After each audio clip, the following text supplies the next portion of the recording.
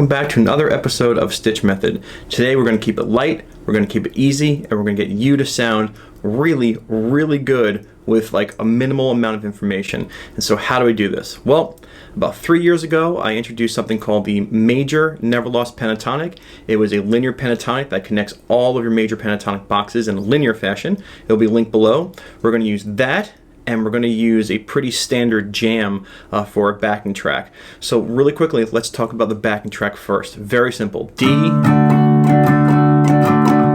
C, G, D, and then it loops right here. Boom. Now, if you're a Grateful Dead fan, you're going to notice this as I Know Your Writer. And if you're not a Grateful Dead fan, it's fine. We're not learning to solo like Jerry Garcia. We're going to learn how to solo really impressively, and it's actually going to sound a lot like the Allman Brothers. All right, so what we need to master this is we need a D major pentatonic, and again, we're going to do the D major NeverLost. So what we're going to do is put our first fingers on the 5th fret here. And the way this major pentatonic feels, and play with me, is 5 with the index finger, ring finger 7, then slide to 9. Like that.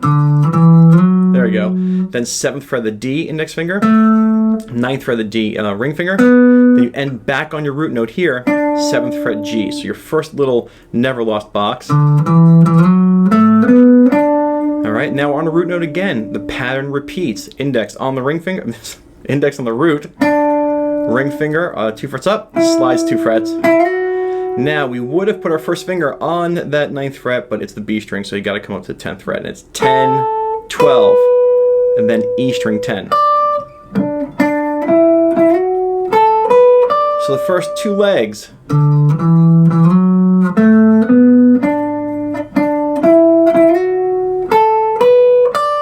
Okay, the 2 octaves. You're on the root note, and you can repeat this pattern for as long as it lasts.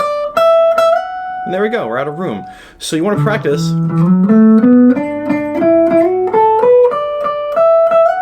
Now, in my major NeverLost video, I do it on a totally different backing track. On this, I want to show you how you can like go to your band and go, hey guys, can you just play this D, C, G backing track? I want to practice soloing.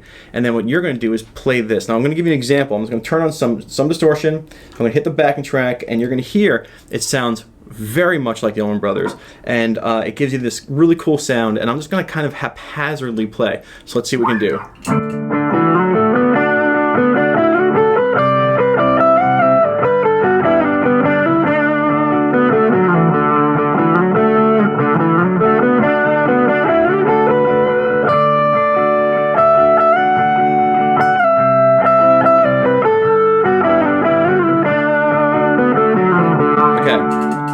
Now, you're probably hearing like, oh, wow, it does kind of sound really good, and all you gotta do is pay attention to when that D is happening in the backing track, and make sure that you want to try and hit one of those Ds as it's working. Now, it is that simple. This path, if you load up with your band and say, hey, play this backing track, and you just hit this, and you kind of like feel really loose, you're gonna sound great.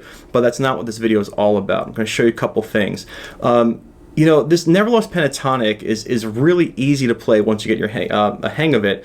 But the idea is you can take this jam a little bit further, and you can also do this with many other jams, all right? And so we have this D chord, and then it moves to a C, and then a G. Well, you also can move your pentatonics with that. So my D would be here in the 5th fret. And for the C, you take the same pattern, start on the 3rd fret.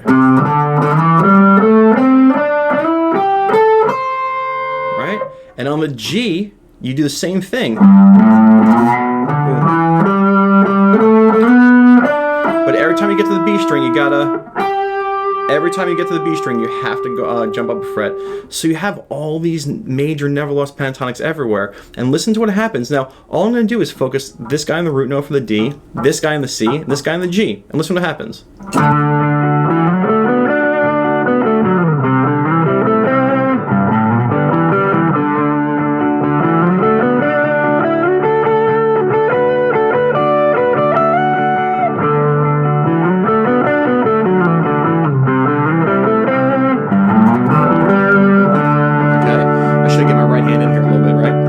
So, now, just to show you, I'm going to adjust my seat so you can see a little bit of my right hand. Hold on, stay there. All right, it's a little bit better. It's kind of on the screen.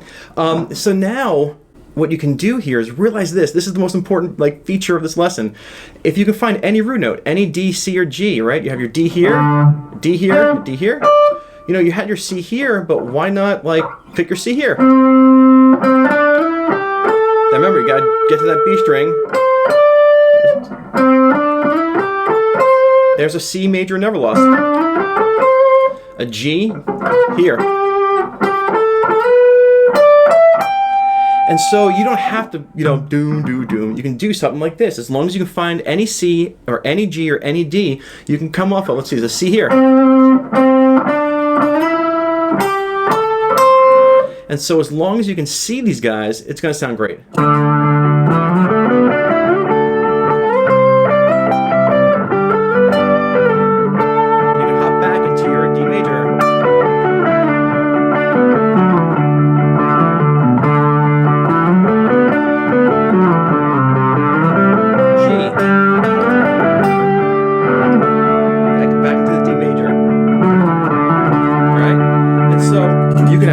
Fun moving these pentatonics. Now if you like this, on my Patreon account, it's linked below. I'm gonna have like 3 to 5 practice videos on how to practice all this different stuff. I already have one. I actually made a lesson for Patreon, and as I made it I said this is gonna be my next YouTube video. And so you really can sound really good by moving this major never lost pentatonic, either starting on the first note of your Mixolydian jam, I'll discuss this again on the Patreon, or by changing it per chord that happens if they're all major chords. One last thing I want to show you, and this is, I guess, the most intense piece of the puzzle. A regular like D major pentatonic box would be in this 10th fret right here, and it would be 10, 12, 9, 12, 9, 12, 9, 11, 10, 12, 10, 12. And this little box right here, when you come in that second leg, right here, and then these guys right here that I showed you, take advantage of playing like, you know, like, or, that's just, or, and you're gonna get that Diggy Betts type sound. It's gonna sound a little like this.